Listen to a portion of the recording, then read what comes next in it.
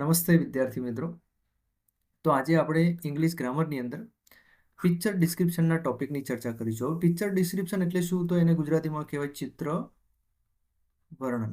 પરીક્ષાની અંદર તમને એક ચિત્ર આપી દેવામાં આવ્યું હોય અને ચિત્રના આધારે તમને કહેવામાં આવ્યું કે આ ચિત્રનું તમે 5 થી 7, 8, 10 વાક્યોની અંદર તમે ચર્ચા કરો, અથવા કહ્યું એક 50, 60, 70 શબ્દોની અંદર ચર્ચા કરો. હવે આ ટોપિક ધોરણ 6 થી લઈને 12 સુધી કે આગળ પણ પરીક્ષાઓમાં પૂછાતો હોય એટલે બહુ જ મહત્વનો છે. આ ટોપિક આપણે આજે એકદમ સિમ્પલ ઇઝી રીતે અને ટ્રીક સાથે શીખીશું. બરોબર, ટ્રીક સાથે શીખીશું કે એની શરૂઆત કેમ કરવી, એના મિડલમાં શું લખવું, એટલે કે મિડલમાં કેવા વાક્યો લખવા, શરૂઆતમાં કેવા વાક્યો લખવા અને લાસ્ટમાં કન્ક્લુઝનમાં કેવા વાક્યો લખવા. બરોબર, તો આ દરેકની શરૂઆત કેમ કરવી, મધ્યમાં શું લખવું, અંતમાં કેમ લખવું, બધાના વાક્યો હું તમને આપી દઈશ અને એ પણ કેવા સિમ્પલ પણ હશે અને એડવાન્સ લેવલના પણ હશે. બરોબર, તો એનાથી તમારું લખાણ એકદમ સુંદર દેખાશે. બરોબર, સારું, ચલો. તો જો મિત્રો, વિડીયો થોડો લાંબો થશે કેમ કે આપણે એકદમ ડીપની અંદર સમજ મેળવીશું. બરોબર, તો જોડાઈ જવા વિનંતી.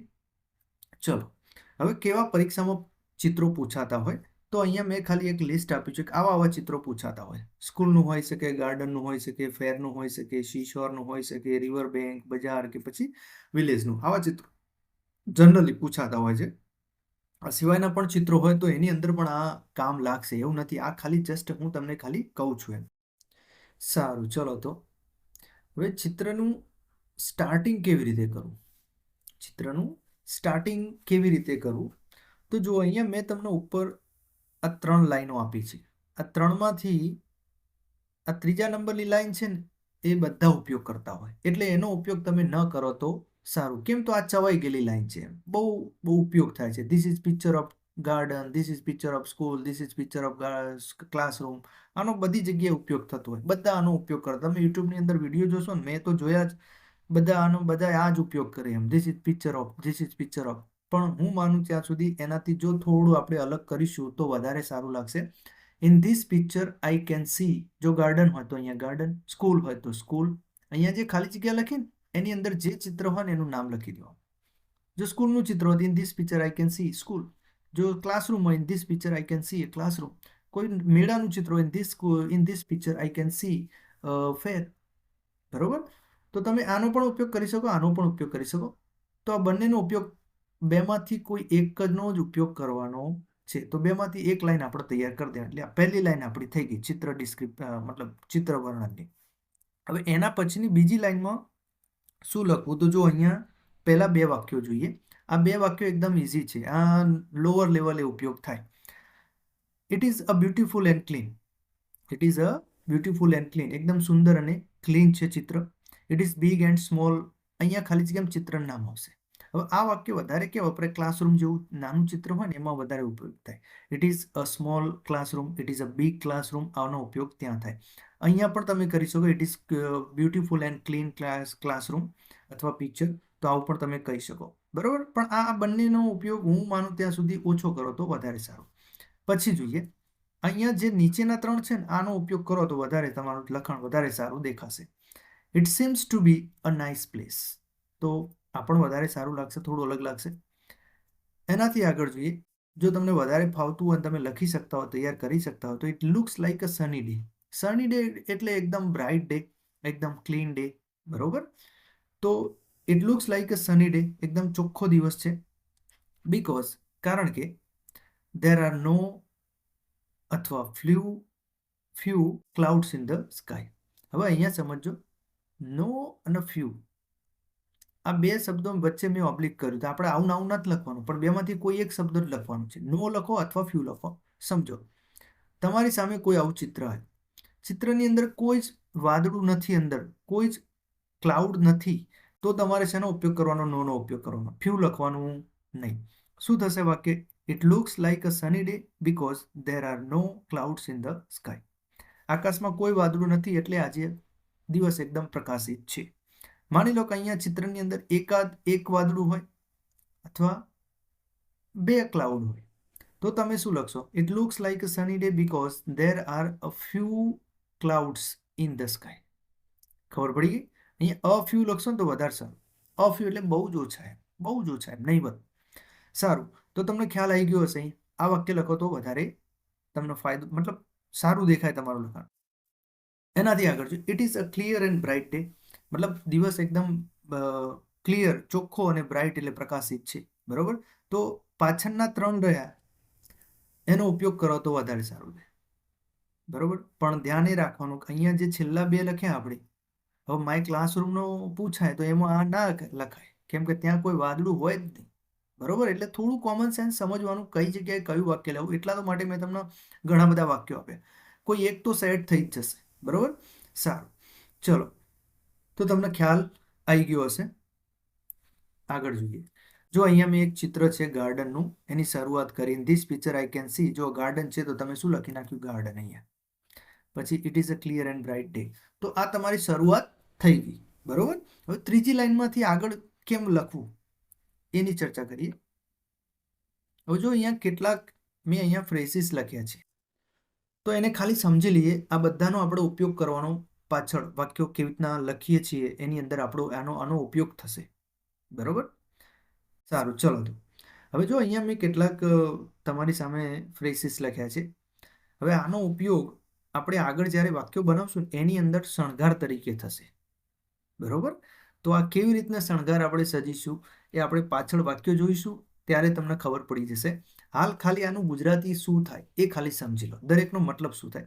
હવે અહીંયા જે મેં પહેલા 3 વાક્યો લખ્યા, આ 3 મતલબ એવો થશે, ટૂંકમાં એનો કહેવાનો મતલબ એવો છે કે શરૂઆતમાં. બરોબર. શરૂઆતમાં. Right at start, starting of, at the very beginning. બિગિનિંગનો મતલબ પણ એવો જ થાય, શરૂઆત કરવી એમ. આવી રીતના. તો જ્યારે તમે 2 વાક્યો લખીને ત્રીજા વાક્યની શરૂઆત કરશો ને ત્યારે આ 3માંથી કોઈ એક આવશે. બરોબર. કેમ આવશે, ક્યારે આવશે, કેવી રીતના લખવું એ હું પાછળ ચર્ચા કરું. પછી અહીંયા જોઈએ. ઇન ધ મિડલ એટલે ચિત્રની મધ્યની અંદર જે પણ વસ્તુ છે એ બતાવવા માટે. ઇન ધ બેકગ્રાઉન્ડ એટલે પાછળ, ચિત્રની પાછળ જે પણ વસ્તુ છે એ બતાવવા માટે. ઇન ધ ફોરગ્રાઉન્ડ, ફોરગ્રાઉન્ડનો મતલબ થશે આગળ. ચિત્રની આગળના ભાગમાં જેટલી પણ વસ્તુઓ, વ્યક્તિઓ છે એ બતાવવા માટે આનો ઉપયોગ થશે. ઓન ધ લેફ્ટ એટલે કે ડાબી બાજુ, ચિત્રની ડાબી બાજુ જે પણ વસ્તુ, વ્યક્તિ હોય એને બતાવો. On the left. On the right એટલે કે જમણી બાજુ, ચિત્રની જમણી બાજુ જે પણ કંઈ હોય એને બતાવવા માટે. ધ્યાન એ રાખવાનું ઇનનું ઓન ના થઈ જાય, ઓનનું ઇન ના થાય, આ ધ્યાન રાખવાનું. ઇન ધ લેફ્ટ આવું ના થઈ જાય, એ ધ્યાન રાખજો. ચલો આગળ. ઇન ધ ટોપ, અહીંયા ઇન નહીં આવે, સોરી, ઓન. ટોપ એટલે ઉપર. તો ઓન ધ ટોપ, ઉપરની બાજુ, લેફ્ટ એટલે ડાબી બાજુ, કોર્નર એટલે ઉપર ડાબી બાજુનો ખૂણો. કોર્નર એટલે ખૂણો. બરોબર. ઉપરની બાજુ એમાંય ડાબી બાજુનો ખૂણો. 4 ખૂણા હોય ને એમાં ઉપરની બાજુના 2માંથી ડાબી બાજુનો ખૂણો, એવું બતાવવા માટે. પછી ઓન ધ બોટમ, બોટમ એટલે તળિયું, નીચે, નીચેની બાજુ. Right side corner, right side એટલે જમણી બાજુનો ખૂણો. હું રાઈટની જગ્યાએ લેફ્ટ કરી નાખું તો નીચેની બાજુ ડાબી બાજુનો ખૂણો. ખબર પડી ગઈ? હવે આમાં કંઈ ના ખબર પડે ને ખૂણાની બાબતમાં તો ખાલી આટલું લખી દેવાનું, ઇન ધ કોર્નર.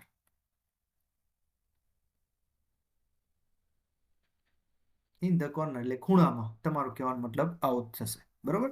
હવે અહીંયા થોડું આ લેફ્ટ અને રાઈટને સમજી લઈએ.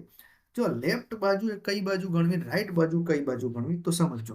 તમારી સામે જે ચિત્ર છે એ ચિત્રનું જે પણ તમારા જમણા હાથ ઉપર હોય, જમણા હાથ બાજુની જે બાજુ હોય એને કહેવાય તમારી રાઈટ સાઈડ.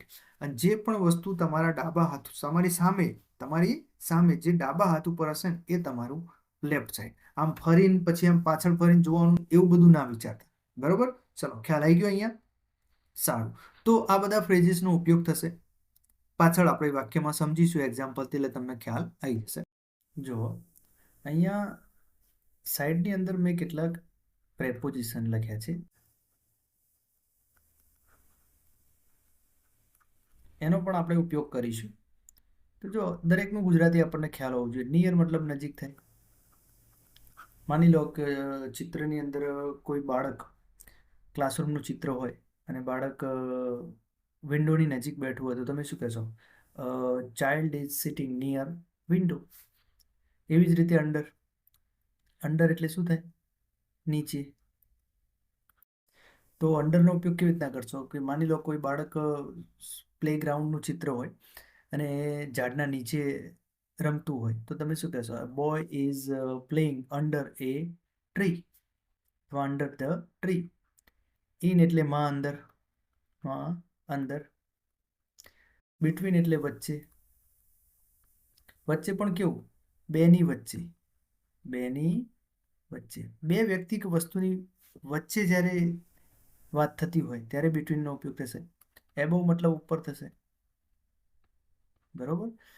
તો એબોવ એટલે ઉપર. કેવું ઉપર? માની લો કોઈ ચિત્ર તમારી સામે ક્લાસરૂમનું છે અને ક્લાસરૂમની અંદર કોઈ વોલપેપર છે અને અહીંયા નીચે ટેબલ છે. તો તમે શું કહેશો? Wallpaper is above the table, બરોબર? થોડું બાજુમાં ઉપર છે. તો એક વસ્તુ બીજી વસ્તુની ઉપર ટચ કરેલી ના હોય, ઉપર હોય પણ થોડી બાજુમાં હોય, ત્યારે શેનો ઉપયોગ થશે? એબોવનો ઉપયોગ થશે. તો આ બધા પ્રેપોઝિશનનો ઉપયોગ આપણને આવડવો જરૂરી. સારું, ચલો. તો આનો ઉપયોગ જ્યારે આપણે વાક્યોના એક્ઝામ્પલ જોઈશું ત્યારે તમને વધારે ખ્યાલ આવી જશે. ચલો આગળ જોઈએ. સારું, ચલે. હવે આપણે શરૂઆત તો કરી દીધી. શરૂઆતની 2 લાઈનો આપણે લખી દીધી, બરોબર? શરૂઆતની 2 લાઈન એટલે કે 2 વાક્યો આપણે લખી દીધા. હવે આગળ શું લખવું? આગળ એટલે કે મધ્યમાં. મધ્યમાં મતલબ મિડલ. જે આપણું ચિત્રનું વર્ણન છે એના મધ્ય ભાગની અંદર શું લખવું? અંતમાં તો શું લખવું એના વાક્યો અલગ છે, ફિક્સ જ છે. હું તમને આપી દઈશ કે આ લખી નાખવાનું. પણ મધ્યની અંદર જે લખવાનું છે એની અંદર થોડું શીખવાનું છે. તો એની અંદર 2નો ઉપયોગ થશે. નંબર 1ની અંદર આપણે જોઈએ કે એની અંદર ધેર ઇઝ, ધેર આર અને હિયર વી કેન સી. આ 3નો ઉપયોગ થશે. બીજું શું આવશે? નંબર 2 મેં આપેલું. એની અંદર એક્શન વાળા વાક્યો આવશે. એક્શન મતલબ ક્રિયા. મતલબ ચિત્રની અંદર જેટલી પણ ક્રિયાઓ થતી હોય ક્રિયાઓને લઈને પણ વાક્ય બનશે. કેવી રીતના બનશે? અહીંયા મેં લખેલું ઇઝ, આર પ્લસ વી મતલબ વર્બ, આઈએનજી. આની રચના આપણે પછી શીખીશું. આ આપણે પછી શીખીએ. પહેલા આપણે નંબર 1ને આપણે સમજી લઈએ. એટલે કે ધેર ઇઝ, ધેર આર અને હિયર વી કેન સી નો ઉપયોગ કેવી રીતે કરવો અને એનો ઉપયોગ કરીને વાક્ય કેવી રીતે બનાવવા એ સમજી લઈએ. ચલો. તો ધેર ઇઝનો ઉપયોગ શેના માટે થશે? તમારી સામે ચિત્ર છે, ચિત્રની અંદર જેટલી પણ વસ્તુઓ એક અને માત્ર એક જ હોય એ બધી વસ્તુઓનું વાક્ય ધેર ઇઝથી બનશે, બરોબર?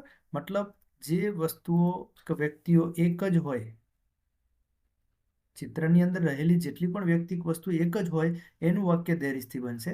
અને ચિત્રની અંદર રહેલી વસ્તુઓ એકથી વધારે હોય એ બધી વસ્તુઓ એટલે કે બહુવચન હોય એ બધી વસ્તુઓ માટે ધેર આરથી વાક્ય બનશે. મતલબ એકથી વધારે, એકથી વધારે મતલબ બહુવચન હોય ત્યારે વાક્ય શેનાથી બનશે? એ બધી વ્યક્તિક વસ્તુઓ માટે ધેર આરથી બનશે. કેવી રીતે બનાવીશું એ પાછળ આપણે સમજીએ. હવે હિયર વી કેન સી. હવે હિયર વી કેન સી જો તમે હિયર નહીં લખો તો પણ ચાલશે, લખશો તો પણ ચાલશે. સારું, ચલો. ક્યારે નહીં લખવાનું પાછળ ચર્ચા કરીએ. તો વી કેન સી એનો મતલબ થાય આપણે અહીંયા જોઈ શકીએ છીએ. અહીંયા ચિત્રની અંદર રહેલી એક વસ્તુનું નામ પણ તમે લખી શકો. એકથી વધારે હોય તો પણ તમે લખી શકો. માની લો ચિત્ર છે, ચિત્રની અંદર એક જ ઝાડ છે, એક જ વૃક્ષ છે, એક જ વૃક્ષ હોય તો અહીંયા વાક્ય તમે શું બનાવશો? Here we can see tree. અને ચિત્રની અંદર ઘણા બધા બાળકો હોય કે લોકો હોય તો તમે વાક્ય here we can see people. તો એક વચન વાળું વાક્ય પણ હિયર વી કેન સી માં બનશે અને બહુવચન વાળું વાક્ય પણ હિયર વી કેન સી થી બનશે. ખ્યાલ આવી ગયો? તો હિયર વી કેન સી એ બધામાં ચાલશે, બંનેમાં, એક વચન બહુવચન બંનેમાં. ધેર ઇઝ એક વચન મતલબ એક જ વસ્તુ હોય કે વ્યક્તિ હોય એના માટે. ધેર આર એકથી વધારે હોય એના માટે, બરોબર? સારું, ચલો. તો હવે આ ધેર ઇઝ, ધેર આર થી વાક્ય આપણે જે બનાવીએ છીએ એ ખાલી સાદા નથી બનાવતા. There is there are children in the picture, આવું વાક્ય નથી બનાવવાનું. થોડું બધાથી અલગ કરીએ તો આપણું લખાણ શું લાગશે? થોડું એક્સ્ટ્રા લાગશે, થોડું જોવાવાળાને ગમશે એવું લાગશે. કેવી રીતના? તો હવે સમજીએ. સારું, ચલો. તો હવે ધેર ઇઝ, ધેર આર થી વાક્યો કેવી રીતે બનાવવા, એનું વાક્ય રચના કેવી હશે એ આપણે શીખીએ. તો પહેલું તો તમારી સામે ચિત્ર હોય, શરૂઆતની તમે 2 લાઈન આ લખી દીધી, આ 2 લાઈન લખી દે. હવે ત્રીજી લાઈન ધેર ઇઝ ને ધેર આર થી મતલબ મધ્યમાં શું લખવું? તો ધેર ઇઝ, ધેર આર થી વાક્ય કેવી રીતના બનાવવા એ સમજીએ. તો તમારી એ બનાવો એ પહેલા વાક્યની આ તમારી સામે જે ચિત્ર હોય એની અંદરથી તમારે લિસ્ટ બનાવી દેવા. શેનું લિસ્ટ? કે જે વસ્તુઓ એક જ હોય, જે વસ્તુઓ એક જ હોય એનું લિસ્ટ બનાવો. અને બીજું શેનું? એકથી વધારે.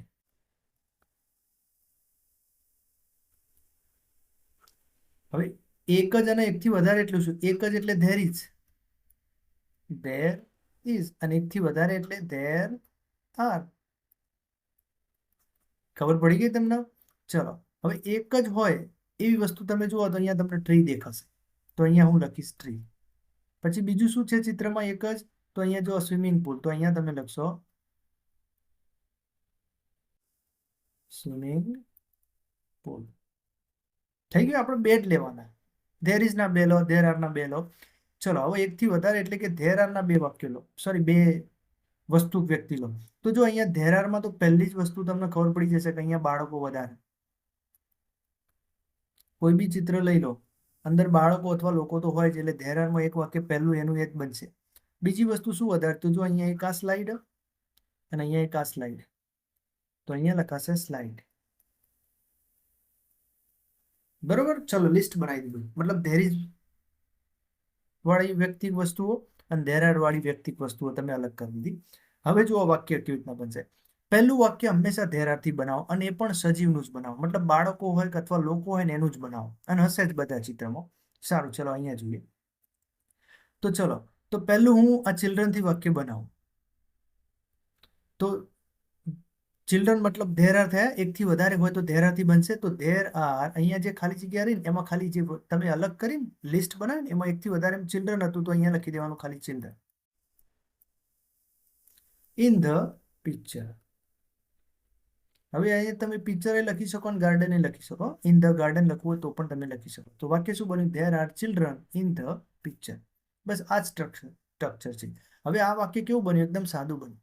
બધા આવું તો બનાવતા હોય, there is picture in the, બધું આ બધું મતલબ સાદું થઈ જાય. આને થોડું એડવાન્સ કરવું હોય તો આગળ અલ્પવિરામ કરીને એના આગળ શું લખવાનું, તો મેં તમને આગળ કહ્યું હતું. જો તમને બતાવું, અહીંયા જુઓ, એ આનો ઉપયોગ કરવાનો. હું કાઢી નાખું. ચલો, આ ત્રણ વાક્યોમાંથી કોઈ એક વાક્યનો તમારો, સોરી, એક ફ્રેઝિસનો તમારો ઉપયોગ કરવાનો. ક્યાં? અત્યારે હાલ આપણે વાક્ય બનાવ્યું ત્યાં. માની લો હું આનો ઉપયોગ કરું એટ ધ વેરી બિગિનિંગ. જો કેવી રીતે, તો આ જે વાક્ય બનાવ્યું ધેર આર, એના આગળ આ લખી દેવાનું. અહીંયા હું લખી નાખીશ એટ ધ વેરી બિગિનિંગ, પછી અલ્પવિરામ. તો વાક્ય કેવું બન્યું? જો વાંચું. એટ ધ વેરી બિગિનિંગ એટલે કે શરૂઆતમાં, there are children in the picture. ખ્યાલ આવી ગયો? તો પહેલું વાક્ય બન્યું. તમે આગળ થોડું એટ ધ વેરી બિગિનિંગ લખ્યું એટલે થોડું તમારું વાક્ય અલગ લાગશે, જોનારને થોડું કંઈક નવું લાગશે. બરોબર. ચલો, બીજું વાક્ય બનાવીએ. વી કેન સી ખાલી જગ્યા ઇન ધ પિક્ચર. હવે જો વી કેન સી થી તો એક વચન પણ ચાલે, બહુવચન પણ ચાલે. ઉપર આપણે બહુવચન વાળું લઈ લીધું, એકથી વધારે. હવે અહીંયા એક જ વાળું લઈએ, તો અહીંયા હું ટ્રીનું લઈ. તો હું અહીંયા લખીશ ટ્રી. આ ખાલી જગ્યામાં ખાલી વસ્તુનું નામ જ લખવાનું, બીજું કંઈ કરવાનું નહીં. ધેર ઇઝ વાળું વાક્ય હોય એમાં એક જ વાળું, એક જ વ્યક્તિક વસ્તુ આવે. ધેર આરમાં એકથી વધારે મતલબ બહુવચન વાળું આવે. ચલો, અહીંયા મેં ટ્રી લખ્યું. હવે આને મારે થોડું અલગ કરવું હોય વાક્ય. વી કેન સી ખાલી જગ્યા ટ્રી ઇન ધ પિક્ચર. આ પહેલી એબીસીડી, સોરી બીજી એબીસીડી કરવા. બરોબર. In the picture. તો આના આગળ જુઓ, ઝાડ કઈ બાજુ? તમે જુઓ ચિત્રની ઝાડ કઈ બાજુ હતું? ચિત્રની તમારા ડાબા હાથ ઉપર. ઝાડ કઈ બાજુ? ડાબા હાથ ઉપર. તો ઓન ધ લેફ્ટ. કઈ બાજુ? On the left. તો અહીંયા તમે આગળ લખશો ઓન ધ લેફ્ટ સાઈડ, પછી અલ્પવિરામ, we can see tree in the picture. એટલે તમે ચોખવટ કરી કે ચિત્રની ડાબી બાજુએ ઝાડ છે, તો તમારું વાક્ય થોડું અલગ લાગશે. ચલો, એનાથી આગળ. હવે ધેર ઇઝ. હવે ધેર ઇઝ એટલે ચિત્રની અંદર જે એક જ વસ્તુ હોય ને, તમે જે અલગ કરીને લિસ્ટ બનાવીમાં એક જ વસ્તુ એ લેવી પડે, કેમ કે ધેર ઇઝમાં એક જ હોય તો જ આવો. તો અહીંયા સ્વિમિંગ પુલ લખીશું.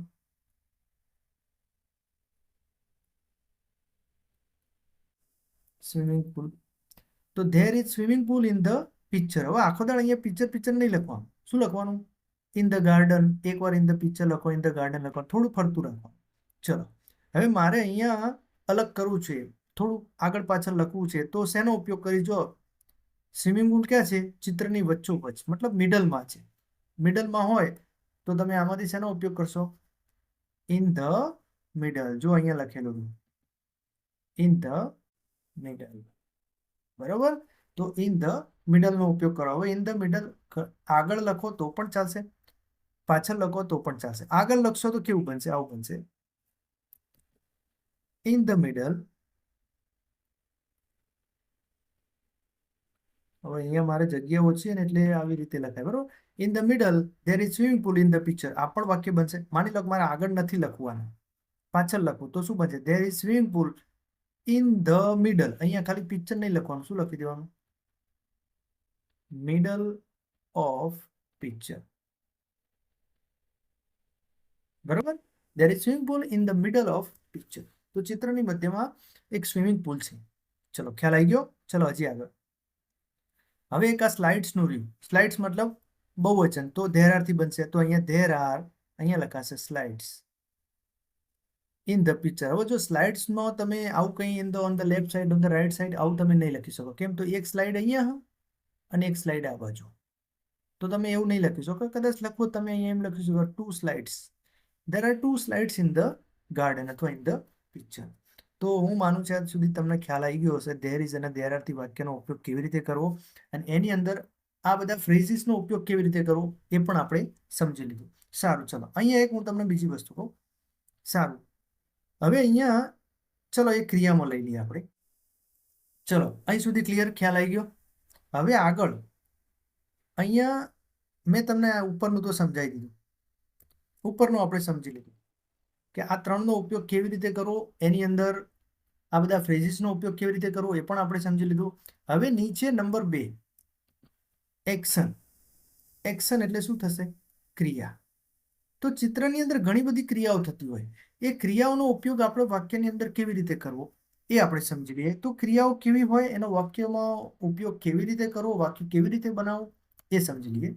ચલો હવે હું તમને બીજી વસ્તુ કહી દઉં કે અહીંયા ક્રમનું કોઈ મહત્વ નથી.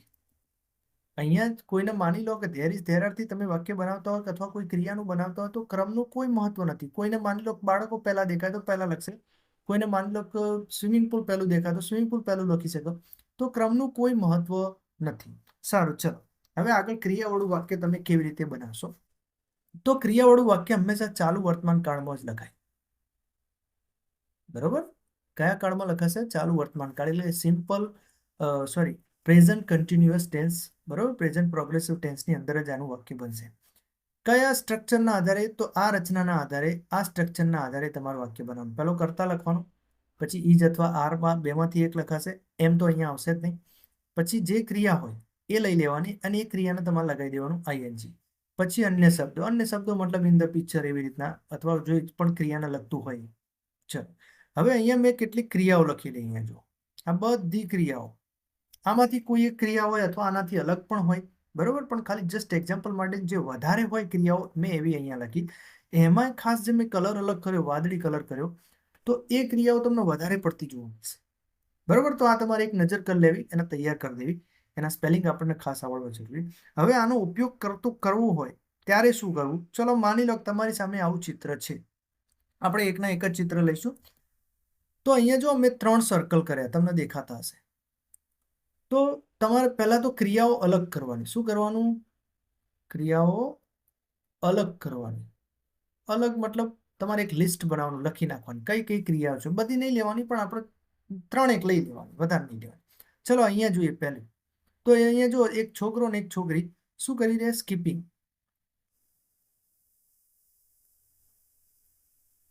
સ્કીપિંગ મતલબ દોરડું કૂદવું, એવી રીતના.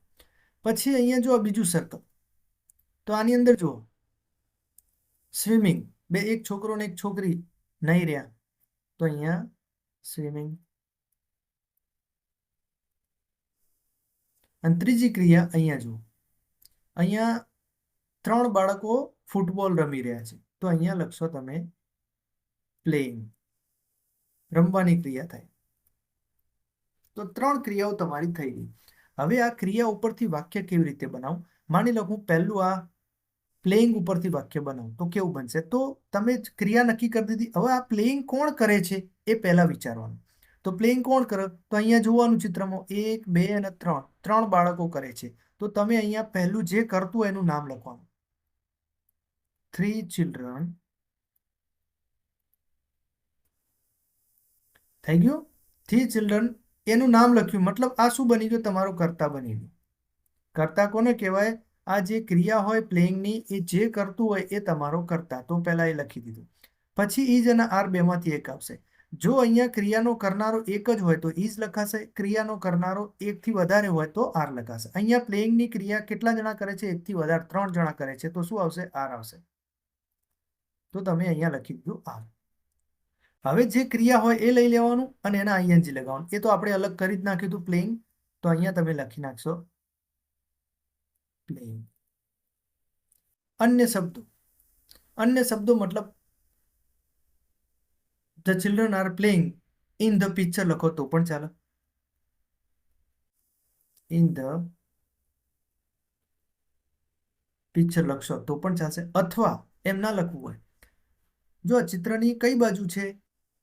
ચિત્રની રાઈટ સાઈડ છે, ચિત્રની રાઈટ સાઈડ, તો તમે એમ લખો the children are playing on the right side તો પણ ચાલે. ચિલ્ડ્રન આર પ્લેઇંગ ફૂટબોલ તો પણ ચાલશે. બરોબર, તમને જેમ અનુકૂળ આવો એ તમે લખી શકો. સારું, ચલો એક ક્રિયાનું વાક્ય બની ગયું. બસ સેમ એવી રીતે બીજી ક્રિયાનું વાક્ય બનાવીએ. આપણે અહીંયા સ્વિમિંગનું બનાવીએ. તો પહેલા તો શું કરતા, એટલે કે સ્વિમિંગની ક્રિયા કોણ કરે છે? તો અહીંયા 2 ચિલ્ડ્રન, તો તમે અહીંયા લખશો 2 ચિલ્ડ્રન, 2 ચિલ્ડ્રન. અથવા એમ લખવું હોય અ બોય એન્ડ એ ગર્લ તો પણ ચાલે. હવે એકથી વધારે છે તો ઈ જ આવશે કે આર આવશે? તો આર આવશે. ક્રિયા કઈ હતી? સ્વિમિંગ, તો અહીંયા લખી નાખવાનું સ્વિમિંગ.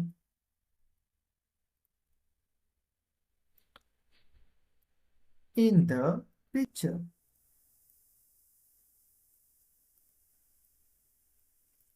હવે જુઓ, આ સ્વિમિંગની ક્રિયા ક્યાં થાય? ઇન ધ મિડલ લખશો તો પણ ચાલશે. આગળ તમે લખી શકો ઇન ધ મિડલ અલ્પવિરામ 2 ચિલ્ડ્રન આર સ્વિમિંગ. બસ કામ પૂરું અહીંયા. પછી આ નહીં લખો ઇન ધ પિક્ચર. બરોબર, તો વાક્ય થોડું અલગ લાગશે કેમ કે તમે ઉપર ઇન ધ પિક્ચર લખ્યું હતું તો નીચે નહીં લખો, આગળ આવી રીતના લખો in the middle 2 children are swimming, તો પણ કામ થઈ ગયું. ચલો ત્રીજી ક્રિયા, તો સ્કીપિંગનું તમે સમજી ગયા, હું લખતો નથી. તમે લખી શકો અ બોય એન્ડ ગર્લ, થોડું અલગ કરવાનું. 2 ચિલ્ડ્રન એવું નહીં લખવાનું, કરતા થોડું અલગ લાગે. A boy and girl are skipping. હવે જો એ ઇન ધ કોર્નરમાં, ચિત્રના આ ખૂણો થઈ ગયા ને, આ ખૂણા ઉપર ઇન ધ કોર્નર લખો તો પણ ચાલે. ઇન ધ લેફ્ટ સાઈડ લખો તો પણ ચાલશે. બરોબર, તમને જેમ અનુકૂળ આવે એનો તમે ઉપયોગ, એ ફ્રેઝિસનો તમે ઉપયોગ કરી શકો. હવે માની લો અહીંયા હજી મારે આગળ લખવું, આમાંથી મેં તો તમને ખાલી જસ્ટ એક સમજાવ્યું, તમે બીજું પણ તમારી રીતે લખી શકો. અહીંયા જો એક આ છોકરો શું કરી રહ્યો? હિંચકો ખાય. બરોબર, સ્વિંગ, હિંચકો ખાય. અહીંયા એક છોકરી જો આ શું કરી રહી? સ્લાઇડિંગ, મતલબ લપસણી ખાય. તો પછી અહીંયા બીજું જો એક કૂતરો શું કરે? આ શું દેખાય? આ લગભગ આઈ થિંક સ્ક્વેરલ. બરોબર, તો તમે આવું કંઈ લખવું હોય ને તો અલગથી તમારે લખવું હોય તો હું તમને એક બીજી ટ્રીક આલું. આઈ નોટિસ, સી અલ્પવિરામ, પછી લખવાનું I notice a dog is running behind a squirrel. Behind, જો અહીંયા બિહાઇન્ડ નો ઉપયોગ થયો. બિહાઇન્ડ એટલે પાછળ. બરોબર, તો આવી રીતના આઈ નોટિસ, યાદ રાખજો તમે આઈ નોટિસ નો ઉપયોગ અહીંયા પણ કરી શકો. આઈ નોટિસ્ડ અલ્પવિરામ 2 ચિલ્ડ્રન આર સ્કીપિંગ, જ્યાં પણ કરવું થોડું અલગ લાગશે. બરોબર, થોડું અલગ હોય ને એ તમે લખી શકો. સારું, ચલો હવે અહીંયા જો અહીંયા એક બીજું પણ તમે રનિંગ કોઈ એક્ઝામ્પલ લેવું હોય તો તમે અહીંયા જો આ એક ઓલ્ડ વુમેન, મતલબ એક વુમેન, તો woman is standing near the tree, near the tree. તો અહીંયા નિયર નો ઉપયોગ કર્યો. નિયર મતલબ પ્રેપોઝિશન નો ઉપયોગ કર્યો, કોઈ વસ્તુ બીજી વસ્તુથી નજીક છે એવું બતાવવા માટે. સારું, ચલો તો તમને અહીંયા ક્રિયાવાળા વાક્યો કેવી રીતે બનાવો તમને ખ્યાલ આવી ગયો. હવે સમજો અહીંયા તમે ધેર ઇઝ અને આરથી વાક્યો બનાવ્યા, ક્રિયાવાળા વાક્યો બનાવ્યા. તો આ બંને વાક્યો બનાવો, વચ્ચે તમે એક બીજી વસ્તુ તમે ઉમેરી શકો કે ચિત્રના બેકગ્રાઉન્ડની તમારે વાત કરવી. બેકગ્રાઉન્ડ એટલે ચિત્રનો એકદમ પાછળનો ભાગ. અહીંયા જુઓ, અહીંયા પાછળનો ભાગ. તો પાછળના ભાગની અંદર જે પણ વસ્તુ હોય એ તમારે બતાવ્યું હોય તો તમે શું લખશો? એક નવું વાક્ય બનશે, ઇન ધ બેકગ્રાઉન્ડ અલ્પવિરામ there is clear blue sky. બરોબર? અથવા બીજું તમારું વાક્ય બનાવો, ચિત્રના પાછળ માની લો કે તમારે માઉન્ટેન સ્કાય આપેલા હોય તો તમે શું લખશો? In the background there is sky, sun and mountains. તમે આમ પણ લખી શકો. બરોબર? તમને અનુકૂળ આવે એમ તમે વાક્ય બનાવી શકો બેકગ્રાઉન્ડમાં. માની લો ક્રિયાવાળું વાક્ય બનાવવું તો, અને માની લો કે અહીંયા ચિત્રમાં પાછળ પક્ષીઓ ઉડતા હોય દૂર દૂર, તો તમે વાક્ય કેવું બનાવશો? In the background birds are flying in the sky. બરોબર? તો બેકગ્રાઉન્ડની અંદર જે પણ વસ્તુઓ હોય એ તમે આ રીતે બતાવી શકો. ક્રિયાની હોય કે પછી ખાલી એમને વસ્તુઓ હોય, ધેર ઇઝ ધેરથી તમારું વાક્ય બનાવવું હોય તો તમે ઉમેરી શકો. એક આ પણ વસ્તુ મહત્વની છે. બરોબર? સારું, ચલો તો તમને આઈડિયા આવી ગયો હશે. આપણે ધેર ઇઝ પણ શીખ્યા, ધેર આર પણ શીખ્યા, વી કેન સી આનાથી પણ વાક્યો શીખ્યા, અને છેલ્લે ક્રિયાવાળા પણ શીખ્યા. તો આ બધા વાક્યોનો ઉપયોગ તમારે કેવી રીતે કરવાનો? એક ધેર ઇઝ ધેર આરથી લખ્યું, પછી પાછું વચ્ચે ક્રિયા લખી, પછી પાછું વી કેન સી લખ્યું, પછી પાછું ક્રિયાવાળું, એમ મિક્સ કરી જવાનું, લખી જવાનું. તો તમારું લખાણ આમ થોડું અલગ લાગશે, સારું લાગશે. ખ્યાલ આવી ગયો કહેવાનો મતલબ તમને? હવે આ જે તમે ધેર ઇઝ ધેર આર અને ક્રિયાવાળા વાક્યો બનાવો, ત્યાં વચ્ચે શું લખવું, થોડું ઘણું એકાદ બે ચાર વાક્યો હું તમને બતાવું. ચલો અહીંયા જોયું. The atmosphere in the picture is happy, pleasant. આ ખાલી જગ્યા રહી ને, ખાલી જગ્યા. અહીંયા શું લખવાનું? આમાંથી કોઈ એક લખવાનું. બધી જગ્યાએ બાળકો રમતા હોય તો એટમોસ્ફિયર પ્લીઝન્ટ હોય. પ્લીઝન્ટ મતલબ આનંદિત. પ્લીઝન્ટ મતલબ આનંદિત. બરોબર? એકદમ ચિત્રમાં જે એટમોસ્ફિયર એટલે વાતાવરણ. વાતાવરણ કેવું હતું? એકદમ આનંદિત હતું ચિત્રની અંદર. તમે આવું પણ બતાવી શકો, એકદમ હેપી છે, ખુશીનું વાતાવરણ છે. પોઝિટિવ પણ લખી શકો, ફની પણ લખી શકો, એકદમ ક્વાઇટ શાંત છે. બરોબર? તો એ પણ તમે લખી શકો. તો આ એક વાક્ય તમારે ક્યાં લખવાનું? ધેર ઇઝ ધેર આર ક્રિયાવાળા તમે વાક્ય બનાવે એમાં વચ્ચે ક્યાંક લખી નાખવાનું, તમને ઠીક લાગે, અનુકૂળ લાગે ત્યાં. ચલો, એના પછી અહીંયા મેં જો એક બીજું લખ્યું, ગાર્ડન, શીશો, રિવર બેંક, ફેરનું ચિત્ર હોય તો જો, બાકી નહીં.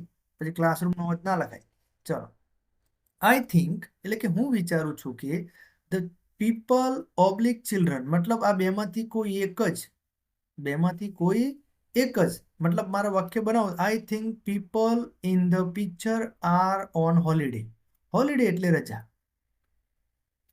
મતલબ લોકો, ચિત્રની અંદર લોકો રજા હોય ને એવું મને લાગે છે. લોકો રજા માણતા હોય અથવા રજા ઉપર હોય એવું લાગે છે. અને એકલા બાળકો હોય, તમે શું લખશો? Children, I think the children in the picture are on holiday. મને એવું લાગે છે કે બાળકો હોલિડે ઉપર છે. અને માની લો કે અંદર મોટા લોકો હોય, બાળકો હોય, તો તમારે શું લખવાનું? I think the people and children in the picture are on holiday. બરોબર? તો આ પણ વાક્યનો તમે ઉપયોગ કરી શકો. વચ્ચે તમે ક્યાંક લખી શકો. એકદમ વચ્ચે નહીં લખવાનું આનું, પણ થોડું થોડું તમે ધેર ઇઝ ધેર આર વાળું વાક્ય લખ્યું, એકાદ બે ક્રિયાવાળું લખ્યું, પછી તમારા વાક્ય લખવાનું. તો આ પણ, આ બે વાક્યનો પણ તમારે ઉપયોગ કરવાનો. એટલે તમારું લખાણ એકદમ સળંગ બધાના જેવું ના લાગે. જો થોડું સમજો કે જોનાર 10 પેપર જોયા હોય અને 11મું પેપર તમારું એના હાથમાં આવો અને બધાએ લગભગ એક જ વસ્તુ લખી હોય કે this is picture of garden, this is picture of garden, this is picture of garden. અને તમારું આવો ને નહીં, આવું જુઓ, in this picture we can see a garden. તો કેવું અલગ લાગશે? બરોબર? આવા બધા વાક્યો તમારા જોયા હોય અંદર, તો એને જોવાનું થોડું મન થાય. બરોબર? થોડું કંઈક નવું લાગે. તમારું જે માર્ક આવવાનો રેશિયો છે એ વધી જાય. તમે 10 વાક્યો સાવ સાદા લખો તો તમને 7 થી 8 જ મળે, પણ થોડા એક્સ્ટ્રા લખો તો તમને થોડા માર્ક્સ વધારે મળે. બરોબર? આનાથી વધારે સારું લખી શકો. આ તો હું તમને બતાવું છું એટલું જ છે ના, એનાથી વધારે એક્સ્ટ્રા લેવલના વાક્યો છે. બરોબર? તો એ પણ તમે લખી શકો. બરોબર? માની લો કે શરૂઆત કરતા હોય આપણે, in this picture we can see garden, આપણે આટલું લખીએ, પણ એક્સ્ટ્રા આન લખવું હોય તમે કેવું લખી જો, in this picture we can see a beautiful garden with children. બરોબર, તો થોડું અલગ કરવું હોય તો કરી શકો. તો આ બે વાક્યનો તમારો ઉપયોગ કરવાનો. એનાથી વધારે હજી જો આ બે વાક્યો તમે ઉપયોગ કરી શકો. This picture has a feeling of relaxation. Relaxation એટલે એકદમ આરામદાયક, એ ટાઈપ થશે. તો પિક્ચરની અંદર કેવી ફિલિંગ રહેલી છે? એકદમ રિલેક્સેશનની ફિલિંગ બતાવે છે. બરોબર, તો આ પણ તમે લખી શકો. Everyone seems to B happy. ચિત્રની અંદર બધા ખુશ છે. એવરીવન એટલે કે દરેક જણ, હેપી એટલે કે ખુશ છે. તો આ બે વાક્યનો પણ તમે અનુકૂળ આવો ક્યાંક તમે ઉપયોગ કરી શકો. વચ્ચે વચ્ચે આને મૂકતા રહેવું. ચલો, એના પછી લાસ્ટમાં હવે કન્ક્લુઝન. કન્ક્લુઝન એટલે અંતે. અંત કેવી રીતે કરવું આ લખાણનો? તો અહીંયા જેટલા પણ વાક્યો છે ને એના અંતમાં જ લખાય, આના વચ્ચે ના લખાય. જો ઓવરઓલ મતલબ તમે એવું કહેવા માંગો, તમારું લખાણ તમે પૂરું કરવા માંગો. ઓવરઓલ એટલે આમ generally this picture makes us feel happy. આપણને એમ કે ખુશી અપાવે છે. બરોબર, આ ચિત્ર. બીજું, ટુ ફિનિશ. ફિનિશ એટલે પૂરું કરતા. This picture brings back happy memory of my past. તમે આવું કહી શકો કે આ ચિત્ર મારા પાસ્ટની એટલે કે મારા ભૂતકાળની હેપી મેમરી એટલે સારી યાદો, મેમરી એટલે સારી યાદો, બ્રિંગ બેક એટલે પાછી લાવે છે આ ચિત્ર. આ ચિત્ર જોઈને મને એવું લાગે કે મારી ભૂતકાળની યાદો, તમે કોઈ જગ્યાએ સ્કૂલનું ચિત્ર હોય, મારી ભૂતકાળની યાદો પાછી આવી. તમે કોઈ જગ્યાએ ફરવા ગયા હોય ફેમિલી સાથે અથવા બાળકો મિત્રો સાથે, કોઈ નદી દરિયા કિનારે, તો એની યાદ તમને તાજી કરાવતું, તો આ પણ તમે લખી શકો ત્યાં. ચલો, એનાથી આગળ. Really I like this picture very much. ખરેખર મને આ ચિત્ર બહુ જ ગમે છે. આના સિવાય પણ ઘણા વાક્યો છે. અહીંયા આગળ કરવું હોય તો બીકોઝ કરીને પણ તમે લખી શકો. બરોબર, તો તમારા ઉપર છે ડિપેન્ડ કે તમે કેવી રીતના ચિત્રનું વર્ણન કરો છો. બરોબર, સારું. તો આનાથી વધારે મેં તમને હિન્ટ આપી, આનાથી વધારે સારું પણ હોઈ શકે. તમે લખાણ લખી શકતા હોય તો તમે લખી શકો, પણ આ હિન્ટ પ્રમાણે જશો તો હું માનું છું સુધી આરામથી 15 થી 20 વાક્યો તમારા સારામાં સારા બની જશે. તમે જેટલું માંગ્યું હશે એનાથી વધારે બની જશે. પછી ઘણાને એવું હોય કે ચિત્રની અંદર પૂછ્યું 8 થી 10 લીટી લખો, તો લખ કરશે 25 30 40 લીટીઓ સુધી લખશે. આમ પણ એવું નહીં કરવાનું. એને જેટલું માંગ્યું એનાથી 2-5 લીટી તમે વધારે લખો. અને 2-5, જો આપણું લખાણ 15 7 8 10 લીટી માંગ્યું અને આપણે 15 લીટી લખીએ, પણ 15 એવી લખવાની કે અંદર કોઈ ભૂલ ના હોય.